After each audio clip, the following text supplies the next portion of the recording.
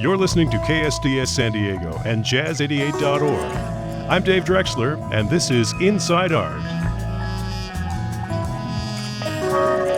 Support for Inside Art comes from the American Federation of Teachers, online at aftguild.org.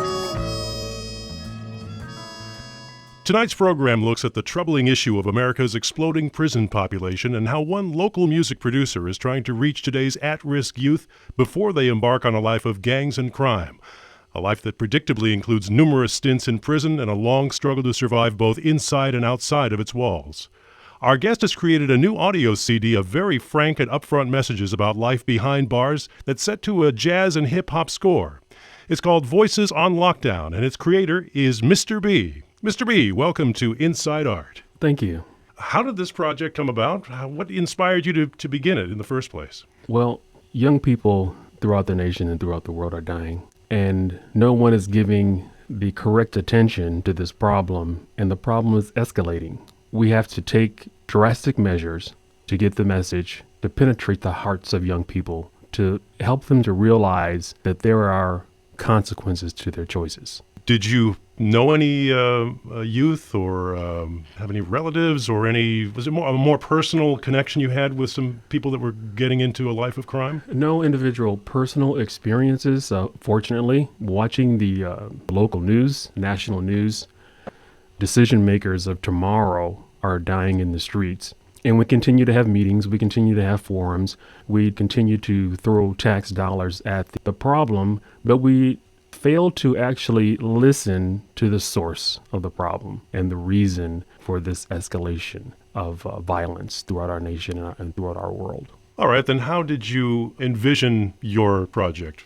Well, when I was a kid, one thing I resented, and I'm sure young people today still have that problem, is that those of our generation before us tend to talk at us and talk down to us. They never talk with us or try to help us to understand the consequences of our choices.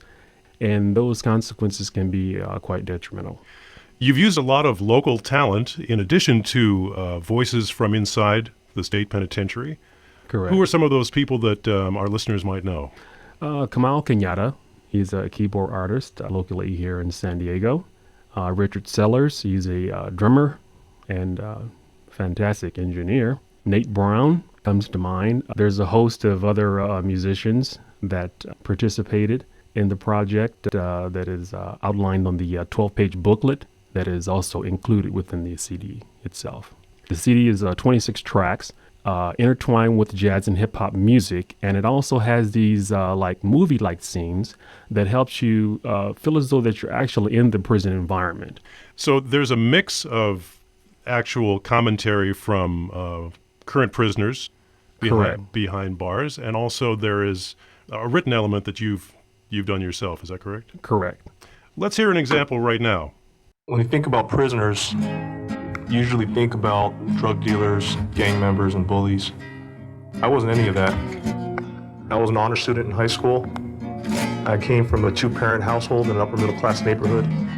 I was very involved in community service, helping homeless people. But I started hanging out with the wrong guys. In high school, you all want to feel accepted, and these guys accepted me. But they were very unsavory characters. The leader of the group, he always talked about killing people, but it never happened. The most would happen was the guy would get beat up. So one day he told me, I want to kill this guy. So I thought, okay, fine. So the guy's going to get hurt. But I didn't think they were going to kill him. But it really happened. So here I am, locked up since I was a junior in high school, 16 years old. And I wasn't present at the beating. I didn't think I'd get in that much trouble. The law's very unforgiving. The fact that I came from a good family, all the community service that I'd done, the fact that I was a good student, none of that mattered. I made a mistake, and that mistake ruined my life. That's an excerpt from Voices on Lockdown, a new CD by my guest, Mr. B, who has produced this extraordinary effort. Tell me about some of the participants that have consented to give their voice to this project. Well, one thing I can say, an all-encompassing statement in behalf of those who participated, is that those individuals, they were willing to be a part of a project that would hopefully save a lot of lives throughout the nation and hopefully the world. And this is their contribution towards their individual redemption of some of the negative forces that they've heaved upon society when they were not incarcerated. And they were sincere in their participation, and a lot of people around the world will hopefully be able to benefit from their contribution. And were most of them that did participate incarcerated at an early age, during their youth, where they could have, one way or another, they could have changed the road they were on? Correct. A lot of the individuals, they had a history of crime and violence from an early age, and they never had the guidance that was needed to help them make that decision just to go the other way. And they always took the easy way, which to them was the only way in life, which, of course, now they're dealing with the consequences of those choices. And when young people make those unfortunate choices, don't they indeed find themselves, if they're not in prison for life, they're in and out for a lot of their years? Correct. One thing I do want to make clear with this project in relation to other similar formats, this is not a Scared Straight audio project. Now, Scared Straight refers to the old television, or it was a film that was used on television, it must have been 25, almost 30 years ago. Correct. Where film crew went behind the walls of the prison and scared straight a group of teens who were visiting. Yes. That's my recollection of it. What is yours? Yes. I wanted to put the energy into this project that this is not something that is intended to scare the general public. It is not something that is intended to scare young people, but giving them a true understanding of what's really on the other side. Laying out the formula of choices and consequences. Now, you can go out there and commit these crimes. You can go out and do whatever you want to do, but there are consequences. And if you listen to some of these guys, they will tell you that sometimes they cry at night. And these are some of the things that men don't talk about. But they want young people to understand that when all the hoopla and all the popularity and all the notoriety is gone, that at that moment when you're alone, these are the things you're going to have to deal with as an individual when the walls start closing in. And it's no joke. How did you come up with the idea of using jazz and a hip-hop type of background to try to reach people that are at risk? Well, I wanted to make a mark in history, and jazz music always stands the test of time. So it was a must to have jazz music as a part of the formula and the overall equation. With the hip-hop music, I chose to intertwine the hip-hop music as a hook to draw people into the reality of today, to benchmark the actual time when it actually took place, when this project was actually produced, and also to give a flow, urban, upbeat, to kind of get people to actually feel, not just to listen, but to feel the environment. Why don't we sample then the theme for the CD? Okay, great. The opening track, and what do you call this? The title cut is called Man Up. And this is called Man Up? Correct. From Voices on Lockdown.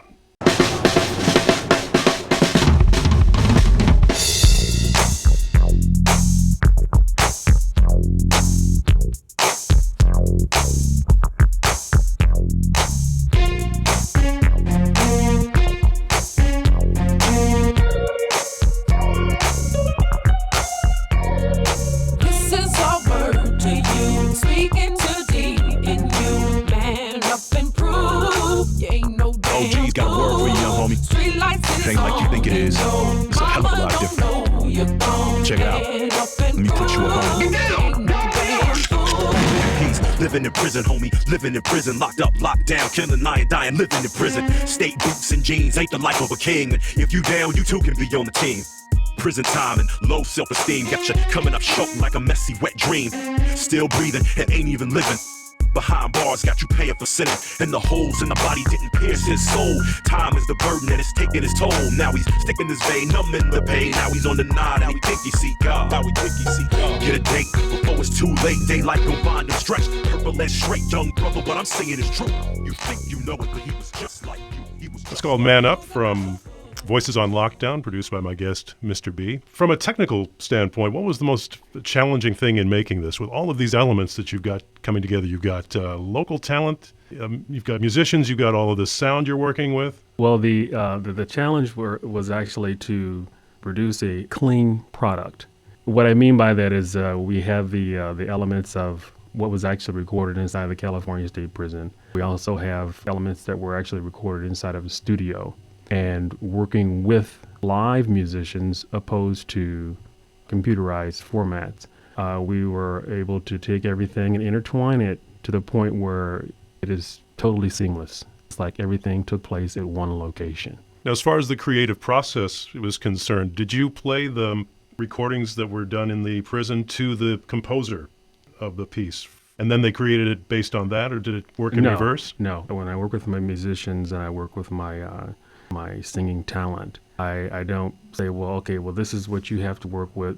I take either the singing talent or the musicians, and I put them in the mindset that I need them to be in order to pull out the feeling, the music, or the vibe of song that we're actually working with. Because if I bring in other elements, it only interferes with my mental creative process. So I can't intertwine the two. I can only intertwine the two in my mind and when I write my script. What was the most difficult part of getting the prison recordings?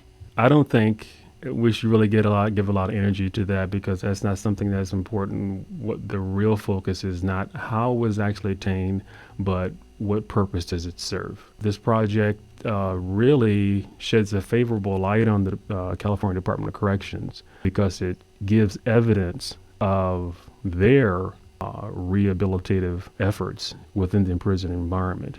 That's an interesting point that you make, because so often we think of prison as being a total failure on behalf of the institutions that are running it. Correct.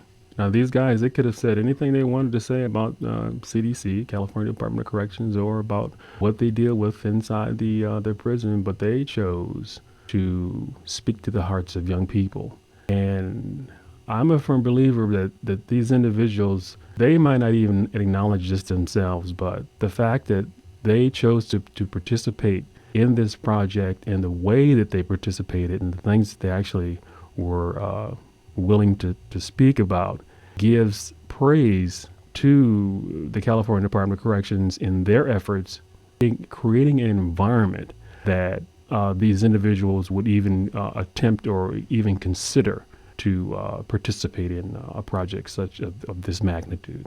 More with my guest, Mr. B, talking about Voices on Lockdown, his newest audio CD project, as Inside Art continues here on Jazz 88.3.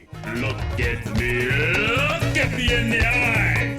I'm the option of your demise, without bling bling and without disguise, and memories of who and the memories of what. The hood, a place of border defined, or the hood, a defective state of mind. The tragedy of gangster insanity, cheating life's chance to give you a chance. The last dance of tears, tears of thunder, thunder, grim reaper, 6 feet deep, dirt under. Rest in peace. You know, it didn't have to be. Support for Inside Art comes from the American Federation of Teachers, representing nearly 6,000 faculty and staff in the San Diego and Grossmont-Cuyamaca Community College districts. Whether it's training for jobs, transfer preparation for four-year colleges, or just skill building, the American Federation of Teachers is committed to affordable public higher education for all segments of the community. Information is available at aftguild.org. An excerpt from Voices on Lockdown with my guest, Mr. B, who not only produced this, but also performed in that piece. Thank you. This is your first independent project, I've come to understand. Yes, it is. What's that feel like? I have an understanding with the on-air talent and the musicians, the singers, what they actually go through the process and what I demand in the studio. They were telling me, you wrote this project, you put everything together, you produced it, and you're nowhere on the project to be found. And I wanted to let them know that, hey, this project is not about me. It's about the message of saving young people's lives. But I was kind of actually forced. I actually succumbed to peer pressure. And so they manipulated me to be on one of the tracks. And that was me on track number 25. And now I have a deeper understanding of what they go through when I tell them, hey, I need another cut. I need another take. I want to bring more emotion, more energy. And it just takes so much. It's so physically and mentally exhausting to be a performer, and I understand that whole process. And particularly when you're producing yourself. Correct, and I have it's a different level of criticism, and because I'm hard on myself anyway, so it was definitely a challenge. Who would you say is a producer that you admire then?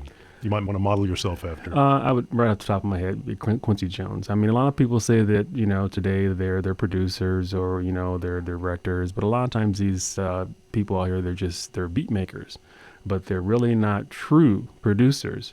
And some people say, well, what's the difference between a beat maker and a producer? Well, a true producer brings out the best in the musicians.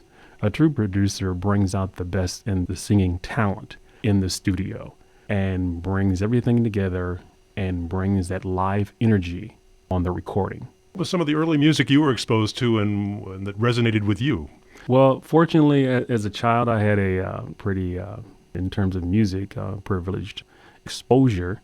I would always go to the opera with my mother. She took me to a lot of the opera and classical performances at the museum.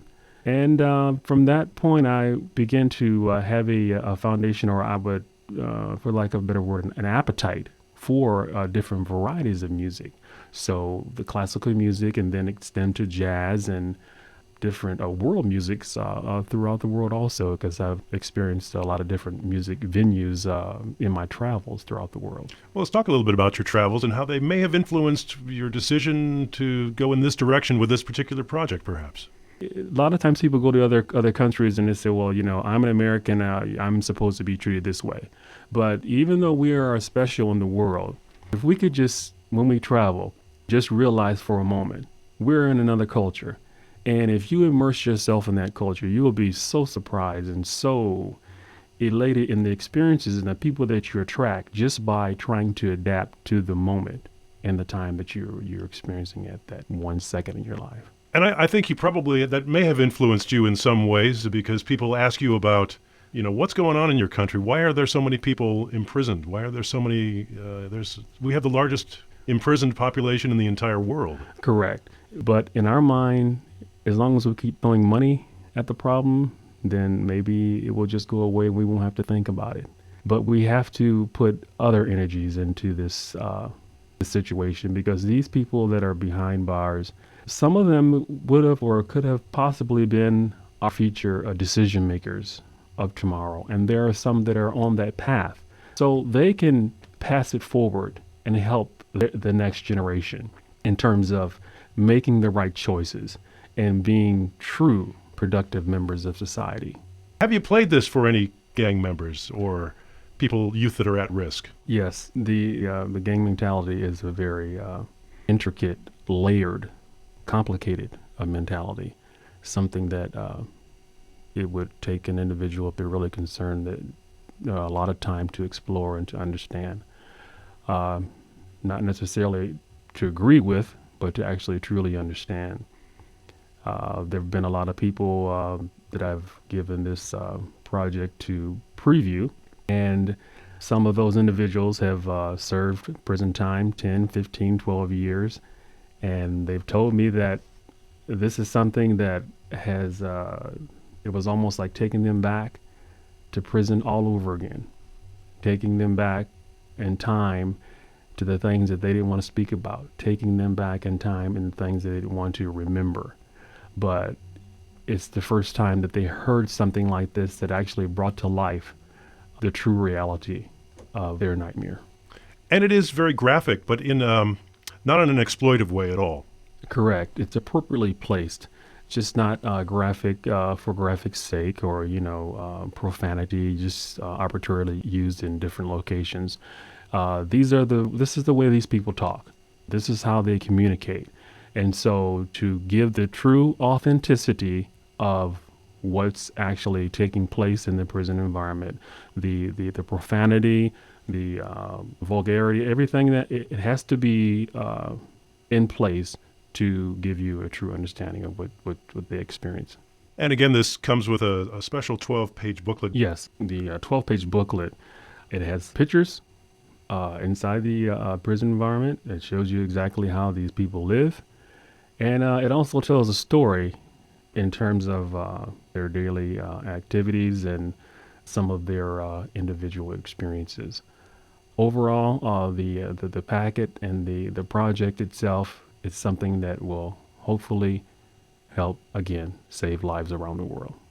The audio CD is called Voices on Lockdown. It's been produced by my guest, Mr. B. Mr. B, thank you so much for being here on Inside Art.